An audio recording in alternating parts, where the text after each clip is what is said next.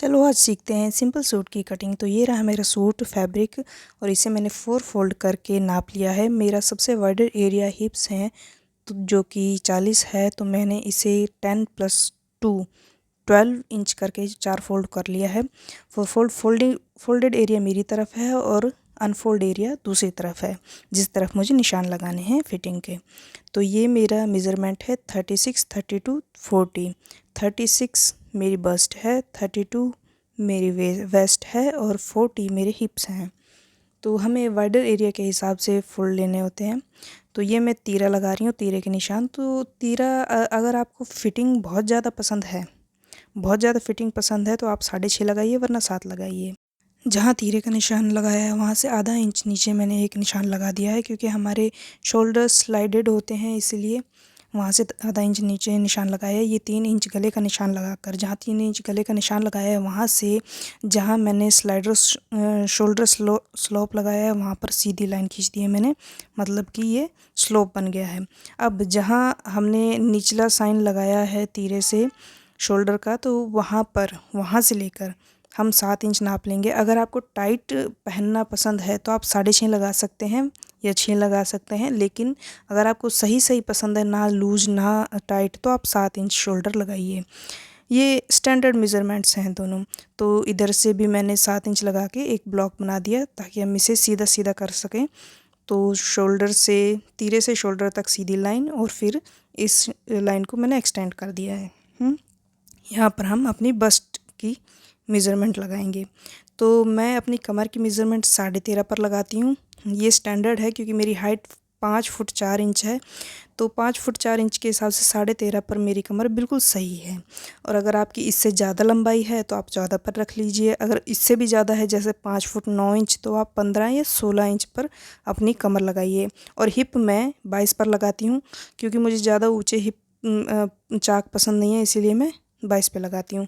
और अगर आपको ऊंचे पसंद है तो आप जितना भी 17 से लेके 20 तक 22 तक जहाँ तक लगाना चाहते हैं, या आपको ज़्यादा नीचे पसंद है तो 23 तक लगाइए, लेकिन इससे ज़्यादा नीचे मत लगाना, है ना। तो ये मैंने मेरी कमर की नाप में, मेरी बस्ट की नाप में उसे 4 हिस्से कर दी, क्योंकि ये 4 फोल्ड है ना, तो उसे 4 हिस्से करने हैं। तो 36/4 = 9। तो मेरी बस्ट साइज आएगी 9 एक पल्ले पर, यानी कि चारों पल्ले पर ये 36 हो जाएगी।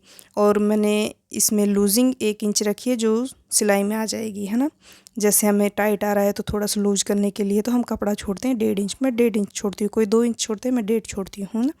तो कमर की नाप मेरी 32/4 = 8। तो मैं ये 8 इंच लगाऊंगी। आपको समझ में आ तो गया होगा कि 4 भाग क्यों कर रहे हैं हम, क्योंकि ये 4 पल्ले हैं और हमारी पूरी कमर की गोलाई 32 है, और इसे 4 हिस्से 4 पल्लों में बांटने के लिए हम इसके 4 हिस्से कर रहे हैं ना। तो ये हो गया 8। मैंने 8 पे निशान लगा दिया और उस पर 1.5 इंच की लूजिंग रख दी, है ना, मतलब सिलाई के लिए। सिलाई हम पहले निशान पर ही लगाएंगे, लेकिन 1.5 इंच हम एक्स्ट्रा रख रहे हैं। और हिप मेरे 40 हैं, 40/4 = 10। तो मेरे हिप्स आ गए 10, और उस पर हम थोड़ा 1 इंच ऊपर निशान लगाएंगे जहां हमने हिप का निशान लगाया, ताकि हमारे चाक सीधे रहें। तो 1 इंच सीधा ऊपर की तरफ निशान लगाएंगे। सिलाई हमें वहीं पर करनी है, जो पहला निशान लगाया वहाँ तक करनी है ना। और ये हमने इसको कमर के नाप और हिप के नाप को मिला दिया है। सीधा मिला रही हूँ। आपको कर्वी मिलाना है तो कर्वी मिलाइए। जैसे हमें ब्लोटिंग वगैरह होती है, थोड़ा सा पेट निकला हुआ है, तो कर्वी लगा लीजिए, वरना सीधा लगा लीजिए, तब भी आपकी फिटिंग बहुत अच्छी आएगी, है ना। और ये कमर का नाप और बस्ट का नाप हमने मिला दिया आपस में। ये हमारी वो लाइन है जिस पे हमें स्टिचिंग करनी है ना। और ये हमारी जो मैं अब निशान लगा रही हूँ वो वाली है जिस पे हमने कटिंग करनी है, ठीक। अंदर कटिंग मत कर देना, वरना आपका सूट पूरा ख़राब हो जाएगा। बाहर की लाइन जो है वहाँ से कटिंग करनी है। अब हम शोल्डर की मेज़रमेंट लगाते हैं ना। शोल्डर कैसे कर्व करने हैं, तो मेरी बस्ट 9 है। 9 के हिसाब से मुझे 1 इंच बाहर लेके गुलाई करनी है। अगर आपकी 9 से कम है बस्ट, तो आप 1/4 इंच या आधा इंच गुलाई कर सकते हैं। आधे से कम मत कर देना, वरना बिल्कुल ही गंदा हो जाएगा, है ना। तो 1.25 इंच करिए, ये सबसे बेस्ट है। और अगर आपकी 9 है और 9 से ज़्यादा है, जैसे 9 है तो 1 इंच, 9 से ज़्यादा है तो फिर 1.25 इंच, 1.5 इंच ऐसे पर गोलाई करिए, है ना। और गोलाई हमें वहाँ पर ख़त्म करनी है जहाँ पर हमारी स्टिचिंग आनी है ना। ये बिल्कुल मिलने चाहिए, ऐसा नहीं कि आप आगे कर देना तो वो स्टिचिंग ऊपर नीचे हो जाती है, अच्छा नहीं रहता वो, है ना। तो अंदर की कटिंग, जो अंदर का शोल्डर हमें आगे के पल्ले पर लेना है, गोलाई करनी है, वो हम 2 इंच ऊपर लेके आधा इंच अंदर लेंगे, है ना। यहाँ से जो बस्ट लाइन है यहाँ से 2 इंच ऊपर का निशान लगाएंगे और आधा इंच अंदर की तरफ निशान लगाएंगे। ये चीज़ ध्यान रखना, मैंने लिख भी दी है कि ये जो लाइन मैंने छोटी सी बनाई है ये आधा इंच है। इससे ज़्यादा करोगे तो वो बहुत ज़्यादा मतलब टाइट सा लगेगा, है ना। तो आधा इंच की कर्व करिए आप अंदर की तरफ, इससे आपकी फिटिंग वगैरह सब अच्छा आएगा, है ना। ये स्टैंडर्ड मेज़रमेंट है। अगर आपको ऐसे नहीं करना है या आपको ज़्यादा एडवांस स्टिचिंग करनी है तो आप वैसे भी कर सकते हैं, लेकिन आपको अगर स्टैंडर्ड सीखना है तो ये सबसे बढ़िया है।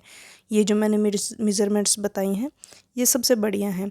तो हमें काटना कैसे है, जो मैं बता रही हूँ लाइन वहाँ से काटना है हमें, ठीक है। बाहर का पल्ला काटना है क्योंकि ये 4 पल्ले हैं ना, तो पीछे का पल्ला भी इसी में है। तो पहले बाहर वाली लाइनिंग काटनी है और फिर जब इन पल्लों को अलग कर लेंगे तो आगे के पल्ले के अंदर की कटाई करेंगे, है ना। तो ये आप देख रहे हैं कैसे मैं कट कर रही हूँ, है ना। इसी तरीके से भी आपको कट करना है, ठीक।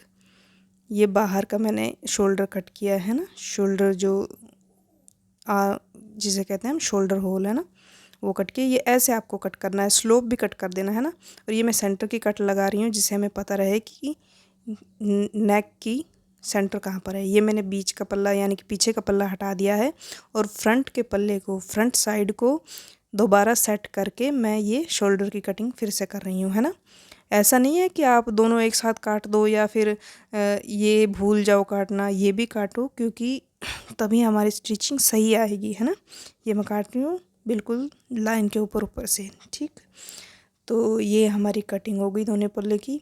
ये जो पल्ला है ये पीछे का पल्ला है ना, है ना। और ये जो दूसरा पल्ला है ये आगे का पल्ला है। इन्हें मैं दोनों को सेट करके आपको दिखा रही हूँ, इनमें कितना फ़र्क है ये देखिए, है ना। ये दोनों मैंने सेट कर दिए। अभी इन्हें मैं फ़ोल्ड करके रख देती हूँ और आपको फिर मिलूँगी बाजू की कटाई में। Bye bye, thank you for watching.